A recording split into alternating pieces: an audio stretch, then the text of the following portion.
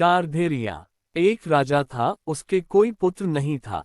राजा बहुत दिनों से पुत्र की प्राप्ति के लिए आशा लगाए बैठा था, लेकिन पुत्र की प्राप्ति नहीं हुई। उसके सलाहकारों ने तांत्रिकों से सहयोग लेने को कहा। तांत्रिकों की तरफ से राजा को सुझाव मिला कि यदि किसी बच्चे की बलि दे दी जाए तो राजा को पुत्र की प्राप्ति हो सकती है। राजा ने राज्य में ढिंढोरा पिटवाया कि जो अपना बच्चा बलि चाहने के लिए राजा को देगा, उसे राजा की तरफ से बहुत सारा धन दिया जाएगा। एक परिवार में कई बच्चे थे, गरीबी भी बहुत थी। एक ऐसा बच्चा भी था जो ईश्वर पर आस्था रखता था तथा संतों के सत्संग में अधिक समय देता था। राजा की मुनादी सुनकर परिवार को लगा कि क्यों ना इसे राजा को दे दिया जाए, क्योंकि ये निकम्मा है, कुछ काम धाम भी नहीं करता है और हमारे किसी काम का भी नहीं है, और इसे देने पर राजा प्रसन्न होकर हमें बहुत सारा धन देगा। ऐसा ही किया गया। बच्चा राजा को दे दिया गया। राजा ने बच्चे के बदले उसके परिवार को काफी धन दिया।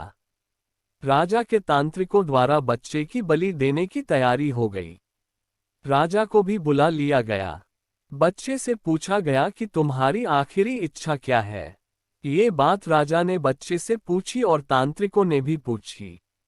बच्चे ने कहा कि मेरे लिए रेत मंगा दी जाए। राजा ने कहा बच्चे की इच्छा पूरी की जाए।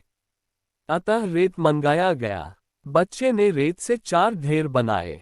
एक एक करके बच्चे ने 3 रेत के ढेरों को तोड़ दिया और चौथे के सामने हाथ जोड़कर बैठ गया और उसने राजा से कहा कि अब जो करना है आप लोग कर लें। यह सब देखकर तांत्रिक डर गए और उन्होंने बच्चे से पूछा, पहले तुम यह बताओ कि ये तुमने क्या किया है। राजा ने भी यही सवाल बच्चे से पूछा। तो बच्चे ने कहा कि पहली ढेरी मेरे माता पिता की थी, मेरी रक्षा करना उनका कर्तव्य था, परंतु उन्होंने अपने कर्तव्य का पालन न करके पैसे के लिए मुझे बेच दिया, इसलिए मैंने ये ढेरी तोड़ी दी। दूसरी ढेरी मेरे सगे संबंधियों की थी, परंतु उन्होंने भी मेरे माता पिता को नहीं समझाया, अतः मैंने दूसरी ढेरी को भी तोड़ दिया। और तीसरी ढेरी हे राजन आपकी थी, क्योंकि राज्य की प्रजा की रक्षा करना राजा का ही धर्म होता है। परंतु जब राजा ही मेरी बलि देना चाह रहा है तो ये ढेरी भी मैंने तोड़ दी। और चौथी ढेरी हे राजन मेरे ईश्वर की है। अब सिर्फ और सिर्फ अपने ईश्वर पर ही मुझे भरोसा है, इसलिए यह एक ढेरी मैंने छोड़ दी है। बच्चे का उत्तर सुनकर राजा अंदर तक हिल गया।